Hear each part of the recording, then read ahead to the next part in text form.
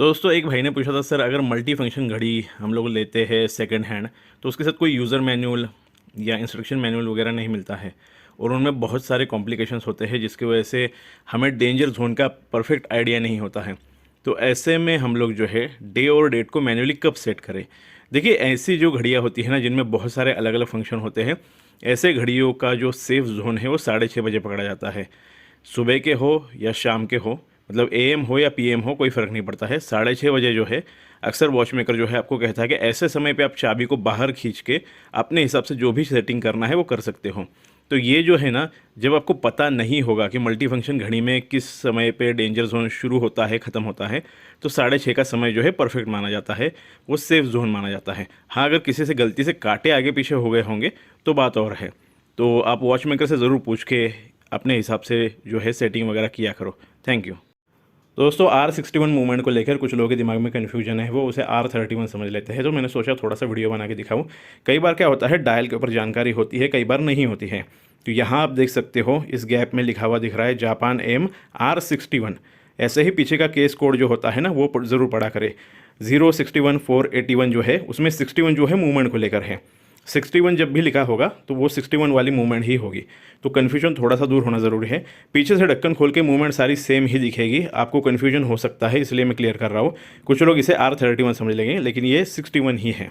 Watch maker से पूछ के आप कंफर्म कीजिएगा अगर आपके दिमाग में कोई भी शंका होगी तो। रिको के एक्सपर्ट वॉच मेकर मिल जाते हैं। जैसे एक पुराना मॉडल है, यहाँ भी आप देख सकते हो, इसमें भी जो है R61 मूवमेंट ही है। 61 आप पहले नंबर पढ़ सकते हो, 2 आंकड़े।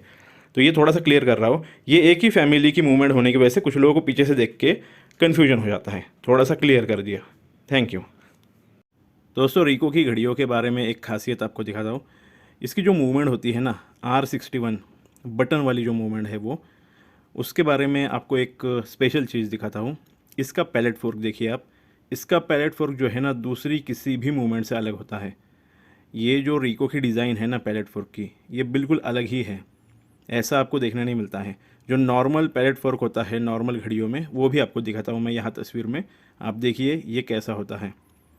और इसीलिए आपको जो है वॉच मेकर अक्सर रिको की तारीफ़ करते हुए दिखते हैं कि उनकी डिज़ाइन ही बिल्कुल अलग है। पूरी तरह से, मतलब वो हेवी ड्यूटी मूवमेंट होती है। बस आर्द्रता से उन्हें बचाना पड़ता है क्योंकि रस्ट का प्रॉब्लम है, खासकर 50 साल से पुरानी मूवमेंट जो होती है उसमें। और मैं कई सालों से रिको यूज़ कर रहा हूँ। अभी मेरे पास एक ये जो मूवमेंट आप देख रहे हो ना, ये मोड डोनर मूवमेंट है ये। तो मैंने सोचा इसका वीडियो बना लूँ और इसकी खासियत आप लोगों को दिखा दूँ, तो इसलिए ये वीडियो बनाया है। Thank you.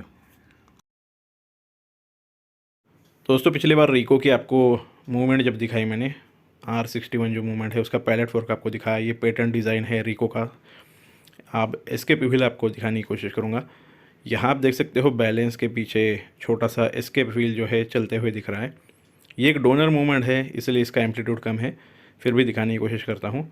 ये दूसरे एंगल से आप देख लीजिए, आप अपनी मूवमेंट में चेक कर सकते हो। दूसरा, इनमें सब कुछ मेटल का होता है।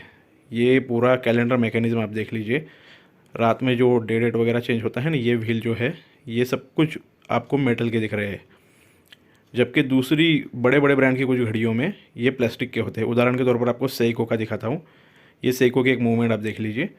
इसमें जो है यही पूरा व्हील, ये पूरा मैकेनिज़्म प्लास्टिक का है। तो इसलिए आपको अक्सर जो है रिको के वॉच मेकर रिको की तारीफ़ करते हुए देखते हैं। वो जो कहते हैं ना हेवी ड्यूटी मूवमेंट है, आप बिंदास यूज़ करो, यही कारण है।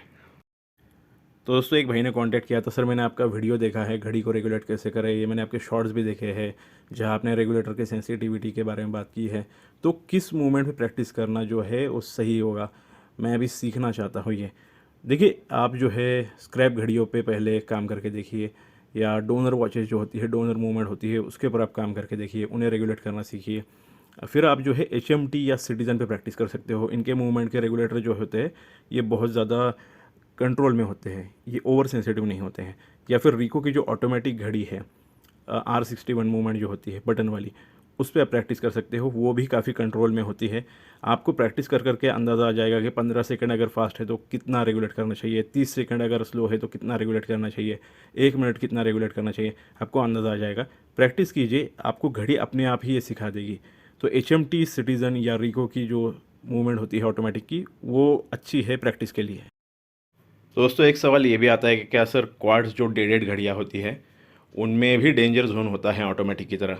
तो भाइयों हाँ, अगर आपकी घड़ी जो है एनालॉग कॉर्ड्स घड़ी है, मतलब उसमें कांटे हैं, उसमें डे डेट की सेपरेट विंडो है, और रात में 12 के आसपास आप डेट को चेंज होते हुए देख रहे हो, तो फिर आप समझ जाइए कि रात के 9 से लेके सुबह के 3 के बीच में आपको चाबी नहीं खींचनी है।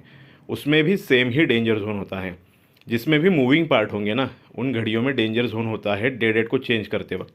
तो इसलिए आपको जो है रात के 9 से लेके सुबह के 3 के बीच में चाबी नहीं खींचनी है। सेम ही नियम है, बिल्कुल ऑटोमेटिक डे डेट घड़ी की तरह। तो ये नियम आप ध्यान में रखिए। कैसियो की जो डिजिटल घड़ी आती है ना, जिसमें एक डिजिटल स्क्रीन होती है, उन घड़ियों पे नियम नहीं लागू होता है, क्योंकि वो कॉर्ड्स डिजिटल घड़ियाँ हैं। तो सबसे पहले आपको ये समझना होगा कि जो भी एनालॉग घड़ियाँ हैं, उनमें डे डेट को चेंज करने के लिए मूविंग पार्ट होते हैं, वो रात में एंगेज होते हैं। तो ये ध्यान रखिएगा। Thank you. दोस्तों, स्प्रिंग बार के बारे में सवाल जो आता है कि सर इसे कब रिप्लेस कराना पड़ता है, तो नॉर्मल अगर आपके यूज़ है, बहुत रफ़ यूज़ नहीं करते हो, तो 15 साल ये आराम से चल जाता है, क्योंकि काफ़ी मज़बूत होते हैं, ये बहुत अच्छे क्वालिटी के होते हैं। इनमें धूल मिट्टी जाके ही ये जाम हो सकते हैं, तो इनका स्प्रिंग एक्शन जो है वो कम हो सकता है, या फिर ये खुलने लगते हैं, मतलब इसका जॉइंट खुलने लगता है, या फिर प्ले जब आ जाता है तब इसे रिप्लेस किया जाता है। तो अगर आप विंटेज घड़ी खरीद रहे हो तो अपने वॉच मेकर से चेक करा लो और रिप्लेस करा लो अगर ज़रूरत लगे तो।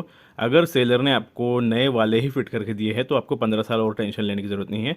यूज़ कैसा है इस पर भी डिपेंड होता है। अगर आप बहुत ही ख़राब यूज़ करते हो तो उसमें जल्दी प्ले आ जाता है, फिर उसे रिप्लेस करना पड़ता है। ये सस्ते भी होते हैं, आराम से मिलते हैं, किसी भी नॉर्मल आपके लोकल जो भी वॉच मेकर होगा वो आपको फिट करके दे देगा, आपको टेंशन लेने की ज़रूरत नहीं है। क्वार्ट्स का सेल जहाँ से आप डलवाते हो ना, उसके बाद जाइए उसे कहिए पट्टे का इसका स्प्रिंग बार मुझे चेंज करा के दे दो, बस सिंपल है, आपको टेंशन लेने की ज़रूरत नहीं। Thank you. तो दोस्तों, एक भाई ने पूछा था कि क्विक रिलीज जो स्प्रिंग बार होते हैं वो हमारे पारंपरिक विंटेज घड़ी के स्ट्रैप में फ़िट हो सकते हैं या नहीं। तो भाई ये पॉसिबल नहीं है, क्योंकि इसके लिए स्पेशल से अलग स्ट्रैप आते हैं। हमारे पारंपरिक जो स्ट्रैप होते हैं ना, उनमें दो तरफ खाँचे होते हैं ताकि हम लोग जो है स्प्रिंग बार को निकाल सके। ये पारंपरिक स्प्रिंग बार है, हमारे जो स्टैंडर्ड आते हैं वो। और क्विक रिलीज़ वाले जो होते हैं ना, उसमें इस तरीके का एक बटन सिस्टम होता है जिसे मराठी में गोंडा कहते हैं। तो ये जो है ना, इसके लिए अलग से स्ट्रैप आते हैं जिसमें एक साइड में बड़ा वाला खाँचा होता है। तो ये हमारे पारंपरिक जो स्ट्रैप है ना, उसमें नहीं फिट हो सकते। उसके लिए आपको स्ट्रैप को अल्टर करना पड़ेगा, जो प्रैक्टिकल नहीं है। आप स्ट्रैप अल्टर मत कीजिएगा। विंटेज घड़ी के स्ट्रैप में भी अल्ट्रेशन करना जो है वो सही नहीं है, इससे विंटेज वैल्यू स्ट्रैप की ख़त्म हो जाती है। तो कोशिश करो आप मॉडर्न स्ट्रैप लीजिए, उसमें मैग्नेटिक लॉक वाला जो आता है ना वो टालिएगा, क्योंकि हमारी घड़ियाँ जो है वो मैग्नेटाइज हो सकती है। नॉर्मल लॉक वाला लीजिएगा तो कोई प्रॉब्लम नहीं आता है। Thank you. तो दोस्तों, रीप्रिंटेड डायल कब लगाई जाती है? देखिए, अगर कोई लिमिटेड एडिशन घड़ी हो या फिर कोई ऐसी घड़ी हो जिसकी कंपनी बहुत पहले बंद हो चुकी है, अभी उसकी कंपनी जो है पार्ट्स नहीं बनाती है, या फिर वो घड़ियाँ बहुत ज़्यादा संख्या में हमारे देश में उपलब्ध नहीं हैं, ऐसे में अगर वो घड़ी आपके पास है, उसकी डायल ख़राब हो चुकी है, तब ही आपको रीप्रिंटेड डायल यूज़ करनी पड़ती है, क्योंकि आप जो है डोनर वॉच में से भी डायल नहीं उपलब्ध करा सकते। हाँ, ऐसा है कि बहुत सारी घड़ियों की डोनर वॉच मिल जाती है, बाहर से भी मंगवाई जा सकती है, तो इसलिए डायल उपलब्ध कराई जा सकती है। एक्सपर्ट वॉच मेकर जो होते हैं ना, उनका काम होता है घड़ी को रिस्टोर करना। तो वो जब रिस्टोरेशन कराते हैं तो उनके कॉन्टैक्ट बहुत होते हैं, वो कहीं से भी डायल उपलब्ध करा के देंगे। कीमत अलग चीज़ है, लेकिन डायल को उपलब्ध कराना उनको पता होता है कैसे करना है।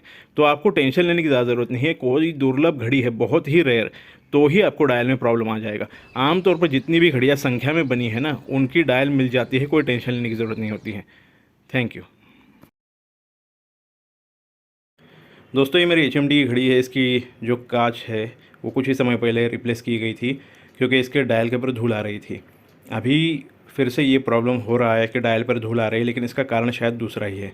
देखिए, मेरी कॉर्ड जो है ना HMD की घड़ियाँ, उनमें सेम प्रॉब्लम था, लेकिन ऊपर की रिंग जो है और जो केस है, इसके बीच में ये गैप बढ़ जाने से बीच में से धूल जो है डायल पे जाती थी, क्योंकि केस दो हिस्सों में बनी थी मेरी HMD क्वार्ट्ज घड़ी की। तो जब मैंने वॉच मेकर से उस गैप को जो है सीलेंट से सील करा लिया था, तो मेरी ये HMD क्वार्ट्ज है उसमें फिर से ये डायल पे धूल आने का प्रॉब्लम नहीं आया। अब मुझे शक है कि शायद इस घड़ी में भी सेम ही प्रॉब्लम होगा। हो सकता है यहाँ गैप में से धूल जो है अंदर जाती होगी माइक्रो लेवल की और डायल पे आती होगी। तो मैं वॉच मेकर से चेक कराने वाला हूँ। अभी मेरे पास फ़िलहाल वॉच मेकर नहीं है HMD का कोई एक्सपर्ट, मैं सिटीज़न का एक एक्सपर्ट है उससे चेक करा लूँगा। तो आपकी घड़ी में भी ये प्रॉब्लम है तो हो सकता है कि ये गैप उसका कारण हो। हमेशा कांच चेंज कराने की ज़रूरत नहीं होती है। Thank you.